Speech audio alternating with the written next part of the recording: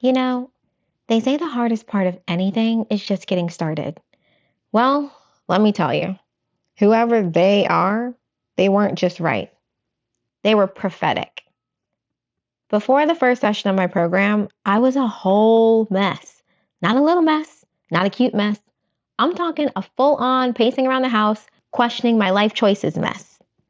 Let's go back to the beginning. I had made the bold decision to call each woman personally to invite her to join my program.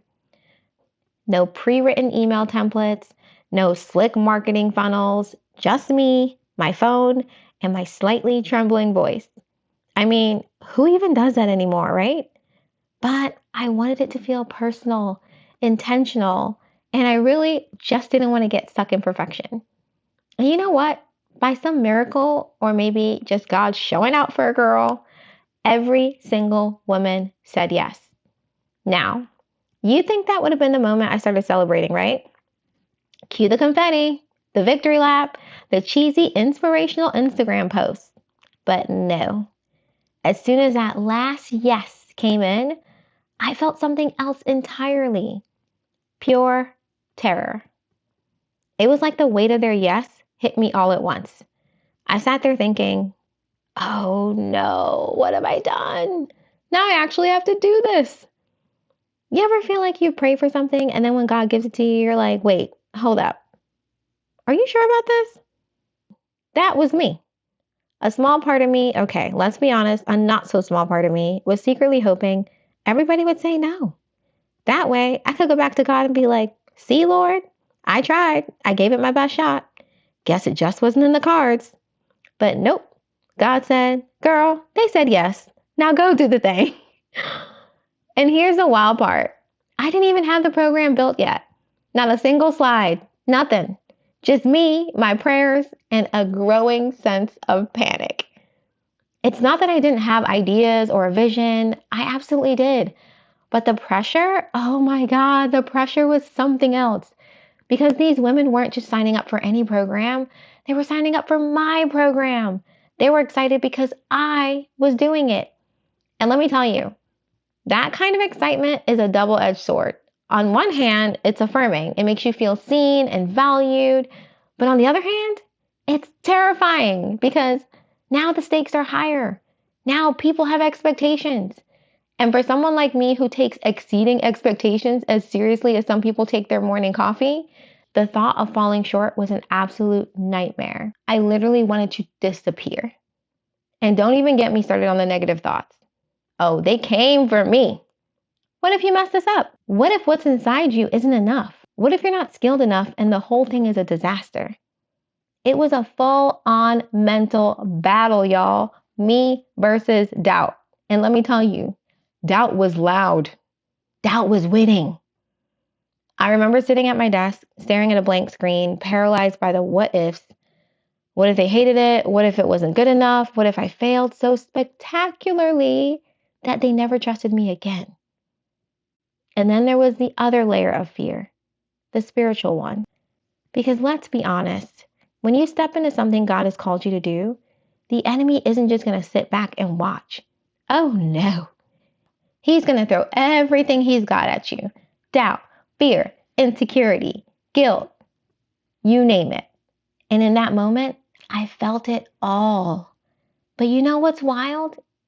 Even in the midst of all that fear, there was this tiny, warm voice in the back of my mind whispering, just take the step. Trust me. That's the thing about fear.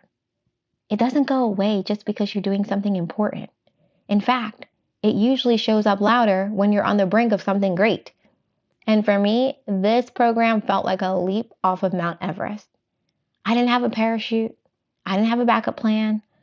All I had was faith and a whole lot of nervous energy.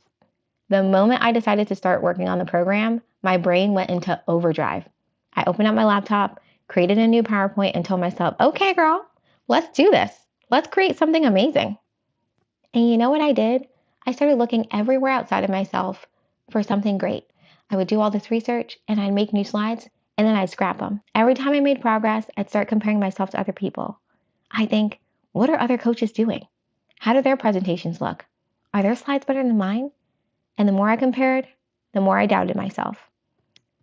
I kept trying to blow everyone's minds with formatting and content, but every time I looked at what I'd created, I think, this isn't me. So I'd start over again and again and again. And let me tell you, there's no faster way to burn yourself out than by chasing perfection. I didn't realize that that's what I was doing at the time. I thought I was just trying my best. I thought I was being diligent, thorough, responsible. But in reality, I was spiraling. Finally, after scrapping yet another version of the slides, I stopped. I closed my laptop, sat back in my chair, and said, Lord, I can't do this. I need you. It wasn't some long, fancy prayer. It was simple, raw, and desperate. God, please help me. Help me create something that feels like me, something that will truly help these women. Use me, imperfections and all. And then I did something that felt completely counterintuitive. I went to bed. Now, I don't know if you've ever tried to sleep when your mind is racing, but let me tell you, it's not easy. My thoughts were screaming, you can't just go back to bed. You need to work on this. You're running out of time. But I knew I had to trust God. So I brushed my teeth, climbed into bed, and said, Lord, I'm leaving this in your hands. I trust you'll give me what I need. When I woke up the next morning, I didn't have a grand revelation or a sudden burst of brilliance. It was nothing like that at all. But God did give me something, a single thought. One small, seemingly random idea popped into my head. Now, old me would have dismissed it. I would have thought, that's not enough. I need more. I need the whole plan right now. But this time, I didn't. I grabbed my phone, opened my notes app, and wrote it down. And then something beautiful happened.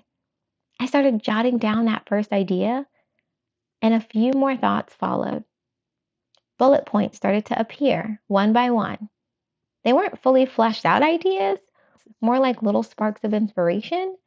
But for the first time in this whole process, I felt something I hadn't felt before. Peace. I looked at those bullet points and thought, this feels right. This feels like me. So I thanked God for the inspiration and told myself, okay, this is enough for now. I trust that more will come when I need it. And sure enough, it did. The next day, another idea hit me. Then another and another. It wasn't a flood of inspiration. It was more like a steady drip, just enough to keep me moving forward without getting overwhelmed. By the end of the week, I had 40 slides. Yep, I said 40. Now here's where it gets funny. My husband, ever the practical one, took one look at my slides and said, that's a lot of slides. And I was like, nah, it's fine. There's barely anything on each one. I'm going to go through them quickly. Spoiler alert, I did not go through them quickly. But in that moment, I wasn't worried about timing. I wasn't even worried about perfection anymore. For the first time, I felt like I was creating something with intention, something that came from a place of trust and authenticity. This wasn't about impressing anyone or meeting some arbitrary standard. It was about showing up as my true self and trusting God to fill in the gaps. And that felt freeing. The day of the first session came, and let me just say, I was scared but ready. Well, I thought I was ready. I had my slides prepared, my notes in front of me, and everything set up in what I thought was the perfect spot. I hit start on the session, expecting to launch into this incredible, spirit-led presentation, but instead, chaos. First, my microphone decided it wasn't in the mood to work. Then, I couldn't get my screen to share properly, and as if that wasn't bad enough, my internet connection completely gave up on me. I was scrambling, y'all. My heart was racing, and I kept thinking, why is this happening? Why now? This is the start of my program, and I can't even get the basics right? Anxiety? Oh, it showed up in full force. I felt unprofessional, I felt disorganized, and most of all, I felt like a fraud. There was this voice in my head yelling, this is how you're going to start the program? Seriously? You're going to lose their trust before you even said a word? But I couldn't let that voice win. I had to figure it out. So I took a deep breath and started moving. I shifted to a different spot in the house, reset the internet, and got everything up and running. And you know what? The women were amazing. They didn't complain. They didn't make me feel rushed or judged. They were patient and gracious, which honestly was everything I needed in that moment. Their kindness reminded me of something important. This wasn't about me. It wasn't about looking polished or perfect. It wasn't about proving I could pull off the perfect program. It was about showing up. The tech issues had shaken me, and even though everything was working now, I couldn't stop thinking, they're going to remember how chaotic that start was. They're going to think I don't have it together. But here's the thing. I wasn't perfect, but I was present. And as we got into the session, something shifted. The women leaned in. They were engaged. They asked questions, shared insights, and brought their full and whole selves to the space. And for a moment, I forgot about the shaky start, the doubt, and the pressure I'd put on myself. I focused on them, their needs, their stories, their growth. Now, let's talk about the elephant in the room. The 40-slide PowerPoint. Man, I thought I could breeze through them. And no, that's not what happened. I went over by an hour. An hour, y'all. But here's what surprised me. They stayed. Almost all of them stayed until the very end. Their patience and commitment, it floored me. I had built up this idea that everything had to go flawlessly for it to be meaningful. What mattered most wasn't the slides or the timing. It wasn't the tech working perfectly or me nailing every point. What mattered was that I showed up with a heart ready to serve. Serve actually is my word for 2025. And then God added on the end of that boldly. So I felt like this was very on brand. By the end of the session, I was drained mentally, emotionally, and even physically. I mean, 2.5 hours of pouring everything I had into something, especially after the rough start, it took a toll. But something happened at the end that completely shifted my perspective. I was talking to one of the women after the call, and with so much sincerity in her voice, she said something I will never forget. Don't ever think you're not supposed to be doing this, because you absolutely are. She had no idea how much I needed to hear that. In that moment, it felt like God was speaking directly to me through her. All the doubt, the fear, the imposter syndrome, it didn't disappear completely, but it quieted down. I felt seen, affirmed, and reminded of my purpose. It made me think about the stories I've read in the Bible where God uses ordinary people to do extraordinary things. And while I wouldn't call what I did extraordinary, it reminded me of this truth. God doesn't call the qualified, He qualifies the called. That's the thing about stepping into something God has placed on your heart. It's not always going to be comfortable. In fact, it's usually the opposite. This whole experience, every messy, imperfect moment, was a lesson. It taught me that I don't have to have it all together to make an impact. I don't have to be polished or flawless to help others. All I have to do is show up and say, Lord, use me. And that's exactly what He did. If there's one thing I learned from this entire experience, it's this. You don't have to be perfect. You just have to be obedient. The fear, the doubt, the tech meltdowns, the messy slides, they all taught me that God isn't looking for perfection. He's looking for a willing heart. And let me tell you, when you step into that obedience, when you trust Him to take your small, imperfect steps and turn them into something meaningful and beautiful, the results are humbling. The start of this program was far from smooth. It was messy, unpredictable, and full of moments where I felt completely out of my depth. But through it all, God showed me that He can work through the mess. He can take my fear and turn it into courage. He can take my doubts and replace them with faith. He can take my broken pieces and create something beautiful. So if you're sitting there wondering if you're good enough, if you're ready, if you have what it takes, let me remind you of this. You don't have to be perfect. You just got to show up. God isn't asking you to have all the answers. He's not asking you to have it all figured out.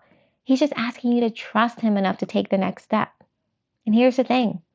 He doesn't need your perfection. He just needs your yes. So whatever it is that's been tugging at your heart, whatever dream, calling, or next step you've been putting off because you're waiting to feel ready, stop waiting. Start moving. Because when you say yes to God, you're saying yes to a life that's bigger, richer, and more fulfilling than anything you could create on your own. It won't always be easy. It won't always be pretty. But I promise you, it will always be worth it. Let's say yes to the mess. Let's say yes to the growth. Let's say yes to God.